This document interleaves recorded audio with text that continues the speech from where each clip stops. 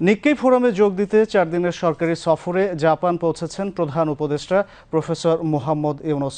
স্থানীয় সময় 2:05 প্রধান উপদেষ্টা ও তাঁর সফর সঙ্গীদের বহনকারী ক্যাথে প্যাসিফিকের একটি নিয়মিত ফ্লাইট নারিতা আন্তর্জাতিক বিমানবন্দরে অবতরণ করে। বিমানবন্দরে জাপানের ঊর্ধ্বতন কর্মকর্তা ও দেশটিতে নিযুক্ত বাংলাদেশের রাষ্ট্রদূত প্রধান উপদেষ্টা প্রফেসর মোহাম্মদ ইউনুসকে স্বাগত জানান।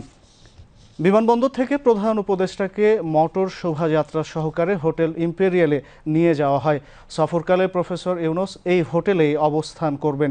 এর আগে গত রাত 2:10 টোকিওর উদ্দেশ্যে হজরত শাহজালাল আন্তর্জাতিক বিমানবন্দর ত্যাগ করেন প্রধান উপদেষ্টা। কর্মসূচি অনুযায়ী স্থানীয় সময় আজ বিকেল 5টায় জাপান বাংলাদেশ পার্লামেন্টারি ফ্রেন্ডশিপ লীগের প্রেসিডেন্ট তারো আসো প্রধান উপদেষ্টার সঙ্গে সাক্ষাৎ করবেন।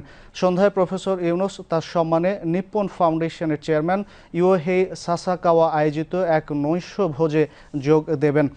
এরপর প্রধান উপদেষ্টা জাপানের বিশিষ্ট ব্যক্তিদের সঙ্গে মতবিনিময় সভা করবেন।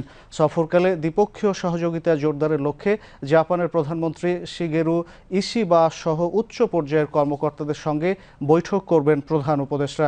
সফরে বিনিয়োগ, জ্বালানি ও প্রযুক্তি খাতে 7টি সমঝোতা স্মারক স্বাক্ষর হওয়ার কথা রয়েছে।